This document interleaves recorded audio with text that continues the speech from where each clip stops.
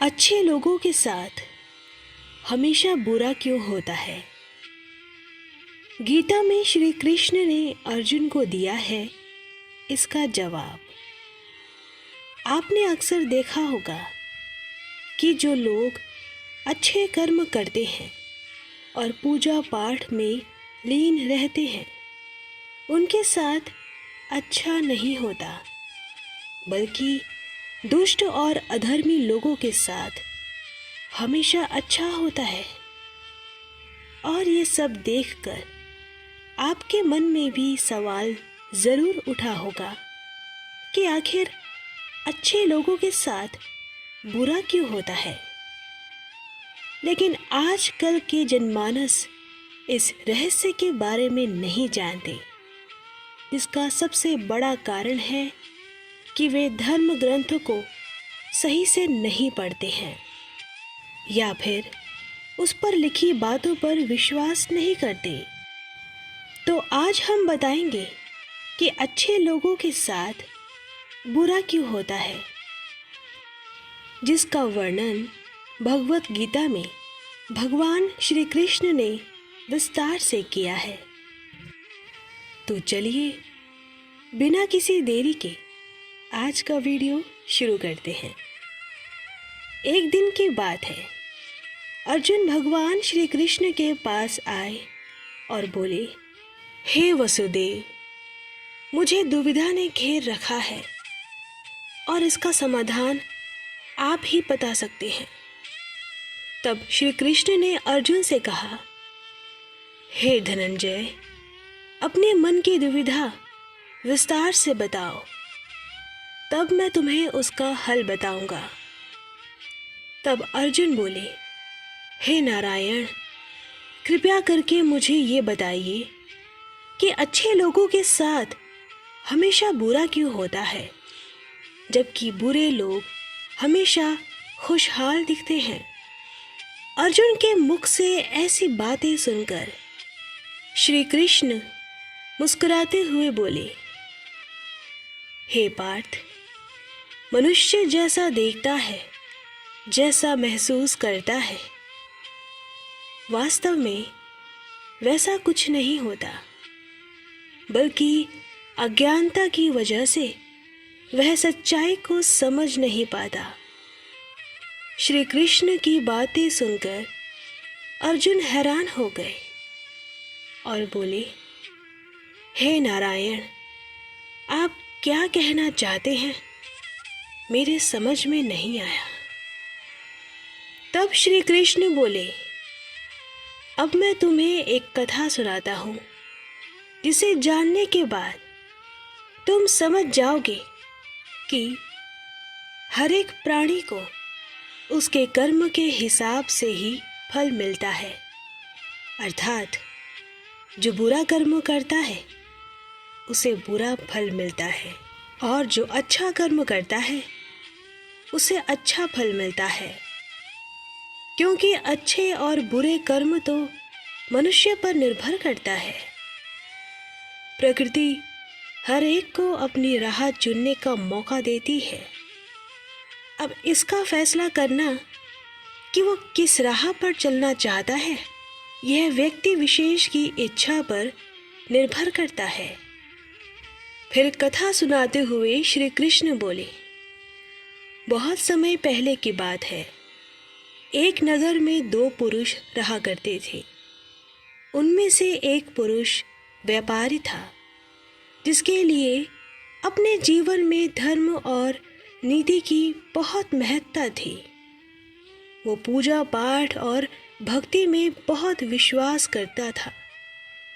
चाहे कुछ भी हो जाए, वो रोज मंदिर जाना नहीं भूलता था, ना ही दान धर्म के कार्य में किसी प्रकार की कमी रखता था।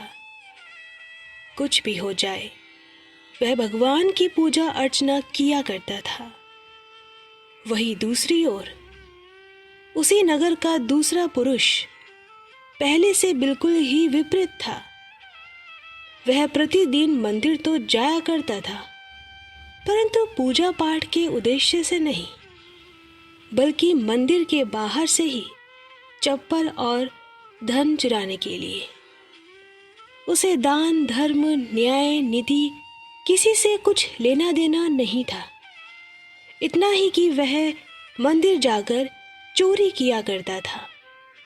किसी तरह समय बीतता गया और एक दिन उस नगर में बहुत बारिश हो रही थी, जिसकी वजह से उस दिन मंदिर में पंडित के अलावा कोई नहीं था। ये बात जब दूसरे पुरुष को पता चली तो उसके मन में ख्याल आया, अभी सही मौका है मंदिर के धन को चुराने का। और वो बारिश में ही मंदिर पहुंच गया। मंदिर पहुंच के वह पंडित से नजर बचाकर मंदिर का सारा धन और सोना चुरा लिया और प्रसन्नता से वहां से निकल गया।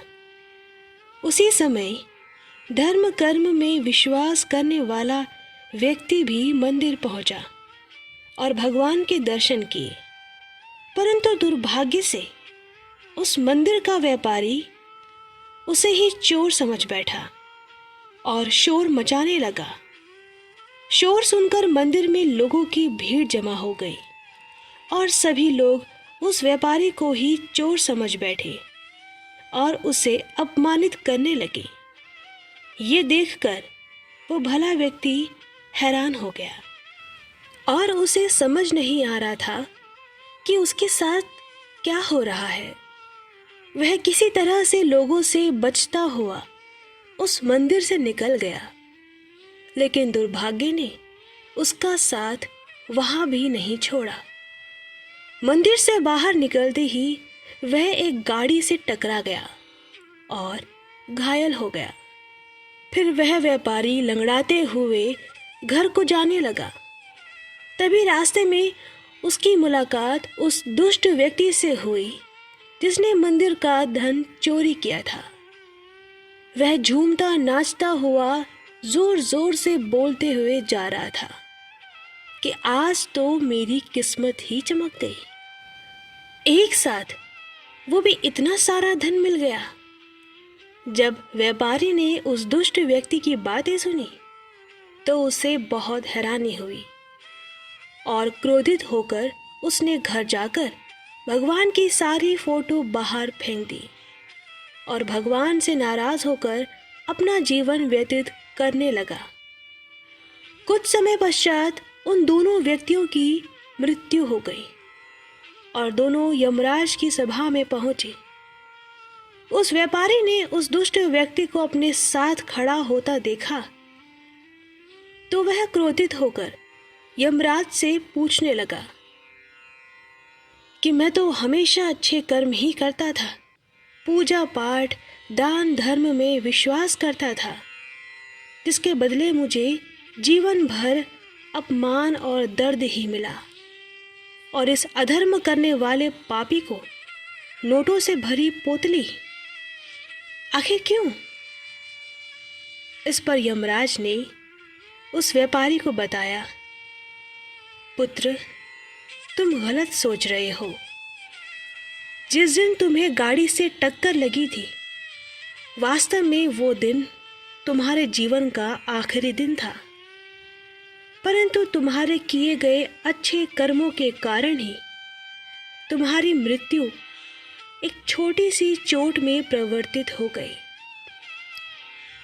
और इस दुष्ट व्यक्ति के बारे में जानना चाहते हो तो पुत्र, दरअसल इसके भाग्य में राजयोग था, जो कि इसके दुष्कर्म अधर्म के कारण एक छोटी सी धन की पोतली में परिवर्तित हो गई। श्री कृष्ण अर्जुन को ये कथा सुनाकर कहते हैं, पार्थ, क्या तुम्हें अब तुम्हारे प्रश्न का उत्तर मिल गया? ऐसा सोचना कि भगवान लोगों के अच्छे कर्मों को नज़रअंदाज कर रहे हैं, ये बिल्कुल भी सत्य नहीं है। भगवान हमें क्या किस रूप में दे रहा है, ये मनुष्य की समझ में नहीं आता।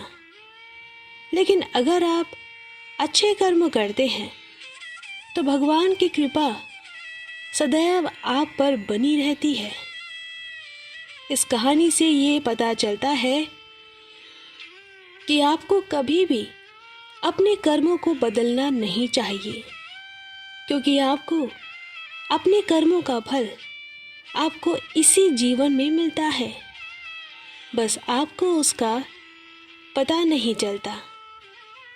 इसीलिए मनुष्य को चाहिए कि वह अपने जीवन में अच्छे कर्म करे, क्योंकि श्री कृष्ण ने गीता में भी बताया है कि किसी के द्वारा किया गया कर्म बेकार नहीं जाता, भले ही कर्म अच्छा हो या बुरा।